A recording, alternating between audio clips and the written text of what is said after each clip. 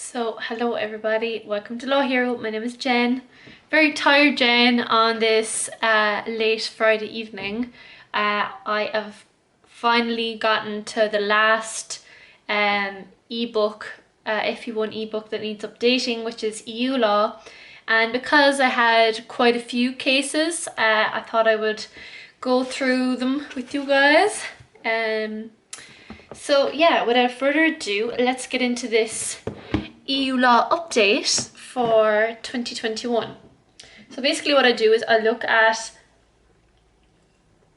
some cases from 2020 and just other interesting areas that I want to update. So the first one is around Article 263, and it's actually an Irish case. So yeah, I'm going to put in some Irish cases here because it's good for us to have some Irish cases as well as, you know, ones decided by the CJEU. But they're good because they go through some of the, you know, European jurisprudence. So this was around Article 263, and it was Friends of the Environment versus Minister for Communications, Climate Action and Environment, and Ireland, the state. It was a High Court case of 2020, and basically the High Court declined to refer the case to the CJEU. So what was the reason they wanted it referred to the CJEU? So they sought to challenge the establishment by the European Commission of a projects of common interest by way of judicial review. And the list was a number of powers that would be given to the Commission under the 10E regulations, which is the Trans-European Energy Network regulations. And they look at PCIs necessary to implement priority corridor and areas under several energy infrastructure categories. The designation of a project as a PCI, which is a project of common interest, means that the most rapid treatment legally possible is to be given to the permit granting process. So it basically means that certain projects will be classified as a PCI and they will get this permit, and those are the ones that will be streamlined and accelerated. And An Bord Pleanála is the designated national competent authority in this area. So this is what they sought to judicially review this decision. So the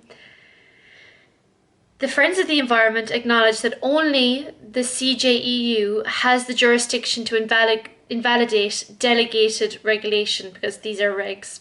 An action for annulment is normally brought before the General Court under Article 263, with a right of appeal thereafter to the European Court of Justice. But Friends of the Environment did not pursue this route, stating it would not be able to satisfy the locus standi requirements. So instead, they sought to bring the matter before the CJEU by way of Article 267 TFEU, which is basically judicial review of a national court's decision, asking the High Court to seek a preliminary ruling on the validity of the delegated regulation. The High Court went down through the Article 263 locus standi, and they referred to Pringle and noted that the High Court does not, however, follow as a corollary that a person who does not have standing under 263 is automatically entitled to rely on 267. The possibility of a reference, so a preliminary reference, is contingent always on the National Court having jurisdiction to make a preliminary reference in the particular circumstances of the case. So obviously you need to have direct or individual concern, and this obviously comes from Plowman. In Plowman, it was held that a person other than those to whom a decision is addressed may only claim to be individually concerned if that decision affects them by reason of certain attributes which are peculiar to them, or by reason of circumstances in which they are differentiated from all other persons. And really, I would implore on all of you to learn the definition of direct and individual concern from Plowman, because that is the test for 267. And then he also went on to look at the Greenpeace International and said that the preliminary reference procedure will not be available in the absence of a national implementing measure decision which are capable of forming the basis of an action before the national court.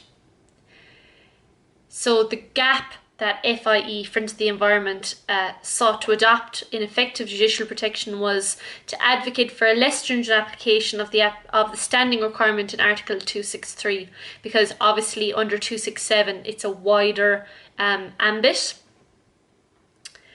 But anyway, the court said the fatal flaw in the proceedings was that Friends of the Environment was unable to identify any decision or implementing at national level which is capable of forming the basis of an action before the High Court. They refused the application for a preliminary reference to Freedom Movement People and Directive 2004-38. So Article 7.1b looks for sufficient resources. And there was a case at the end of 2019 called Bajarbajarati, which concerned the right of a third country national mother of two. Now, the children were citizens of the EU and they wanted to reside in Northern Ireland with her as their primary carer.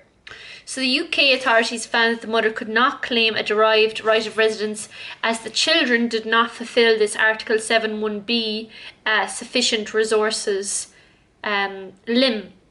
The provision set out two conditions for EU citizens' right of residence in a host member state for a period of longer than 3 months, having, number one, sufficient resources for themselves and their family members not to become a burden on the host state's social assistance system, and two, comprehensive sick insurance cover.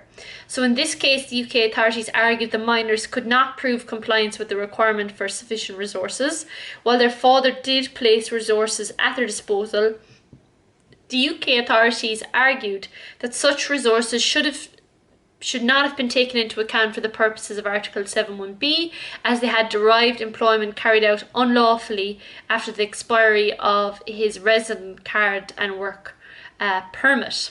So the decision was that a union citizen minor fulfills the requirement of having sufficient resources, even if those resources come from an income gained through unlawful employment of their father, a third country national who worked without a resident card or work permit. So that is an extremely interesting case, and that kind of builds on the Zhu and Chen cases that I also have listed in my notes. Okay, and finally moving on to some competition law. Article 101 TFEU case in 2020 UK Supreme Court, which related to Sainsburys. So basically, the Supreme Court found in favour of Sainsburys and held that MIF, which is a multilateral interchange fee charged by MasterCard, was contrary to Article 101. So actually it was both, apologies, it was both Visa and MasterCard who were appellants here. So basically what happened was that Visa and MasterCard operate payment schemes for their electronic fund transfers through their debit and credit cards. And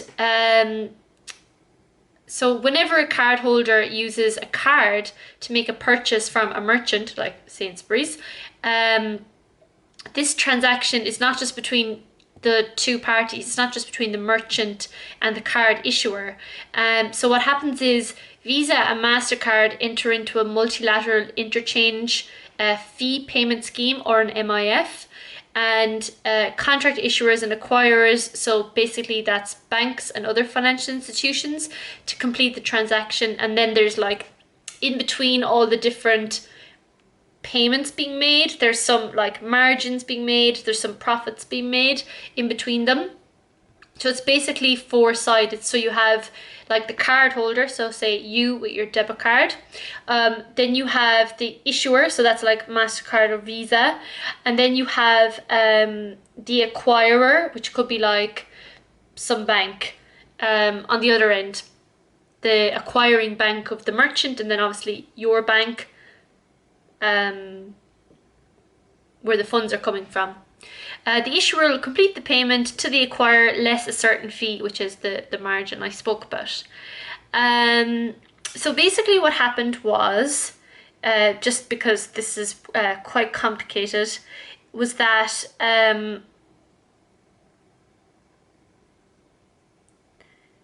was the fees around this, and like how much, well, say if you have a very, like as a merchant like Sainsburys, if you have a large volume of fees, you're going to have to pay a large transaction. And like obviously you want to shop around the market and get some better fees for your card services, but you can't here because Visa and MasterCard have it all tied up. And actually the interesting thing about this this decision, it's been going on since 2014, so it's been a long time coming. So let's just talk about the implications of this judgment, because it's extremely interesting that some people have said that UK merchants have paid an estimated 19 billion euros in interchange fees since 2013, and they will be entitled to a percentage of the amount back as settlement or compensation for the case. Yeah, so there are my EU law updates for 2021. I hope you enjoyed the video.